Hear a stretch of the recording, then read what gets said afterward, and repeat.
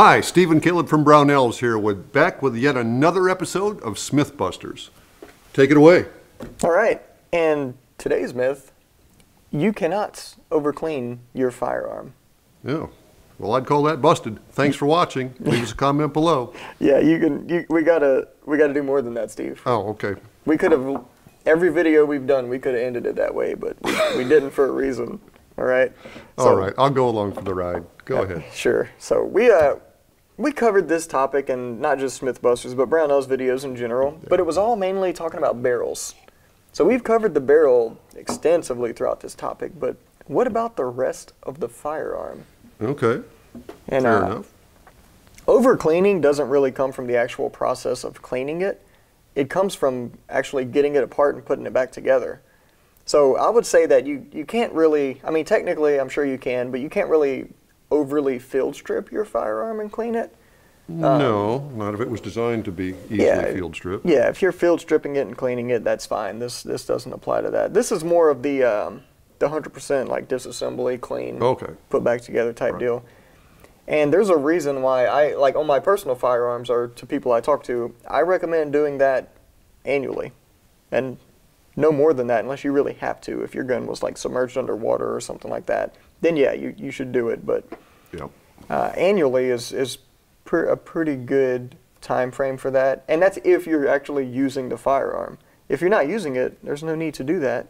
But the issue here is that anytime you have to drive a pin out that's held in by friction or turning screws and things like that, the surfaces they contact will wear out over time, especially in a polymer frame like this. If I drive this pin out, so many times, it's going to get more and more loose in there, and it's not going to retain the way it should. So that's science. Regardless of if it's a polymer frame or a steel frame, aluminum frame, whatever. If you're having to drive a pin out, you're wearing it out over time. Now, I'm not saying don't do it at all. Don't get me wrong here. Don't misquote me.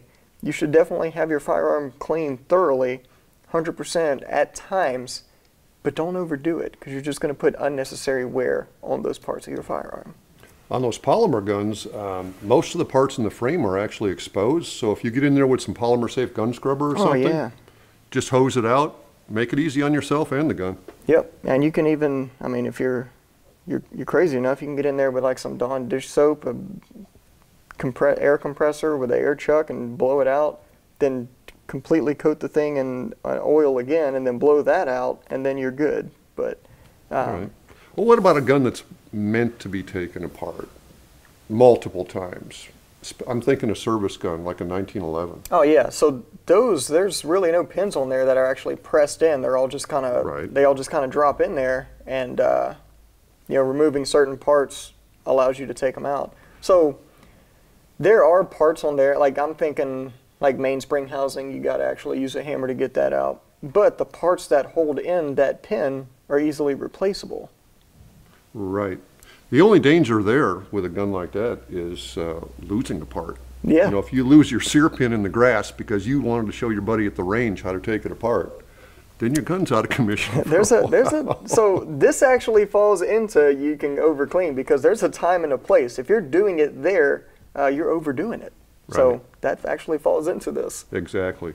But I'm thinking of any service type firearm, whether it's an AR-15 derivative or an M1 Garand, an M14, M1A. Those guns can be field stripped, taken apart multiple times, and Browning high powers. You're not going to wear one out, right? Yeah, so a little tougher to do on a Browning, but yeah, it's a little tougher to do, but it's certainly doable. Nothing is really pressed in. Right, but you can get it everything. When you take the grips off, you can get it the mainspring and everything in a Browning. So you can just hose it out if you want to. Yeah, so I mean, there's so few parts in that area, you don't really need to. For what high powers go for now, I'd baby my high power. I baby my high power, yeah. So, otherwise, we've covered the barrel. We've covered the barrel, extensively. Yeah, you don't have to clean the gun every time. Right. Just as a refresher, when your groups open up, you know your barrel's dirty and needs to be cleaned. Yep, it's that easy. That's right. A lot of precision shooters believe in that, actually. Yeah, they have what they call their fouling shots. Shoot a little bit better with a slightly dirtier barrel. Yep. So So until it starts opening up, you just leave it alone. Yep. And most 22s, if they're using good quality ammunition, don't need a lot of cleaning in the barrel area. But the back end, the receiver area, is full of lube that comes off, wax, whatever they coat the bullets with to keep them from leading. They get junked up pretty bad. Yep. You got to clean those receivers out pretty often in 22s. Right. And a lot of guns have parts that fall out when you start to field strip them. Mm-hmm. So I'm thinking like a Marlin lever action has the ejector that just falls out the side, you know. And if you miss that, you know, in all the confusion and you put it back together, your gun doesn't eject anymore. Yeah. So. Or you pick it up off the tail. I don't know, I don't recognize this. Yep. So I think, you know, what we have here is, I think this Smyth pretty much busted, because whether it's you're increasing wear or whether it's just the wrong time or the wrong place, you can definitely overclean it. Right. I used to have a lot of customers who learned from their dad early on as a kid.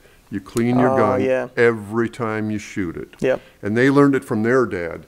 And they learned it from their dad, who was shooting black powder and had no choice but to clean it every time he shot it, or he was going to have a rusty mess. Yeah. But if you're using a modern gun with modern ammunition, you don't have to do that. Yeah, and I mean, if you're feeling so inclined to do that, just field strip it, clean it that way, and put it back together. You don't need to go 100%. Right. That's it. Busted. Yeah, so we'd definitely like to hear your thoughts on the topic. Leave them down in the comments below. How often do you clean your firearms? Yeah. Every time? Every other time? Once a year? If you're a gunsmith, ever? Ever, yeah. Oh, goodness. I shouldn't have said that. That hurts. That's too close to home. Yeah, I need to go clean guns. Leave us a comment. We'd like to hear from you. Thanks for watching. We'll see you next time with another edition of Smyth Busters.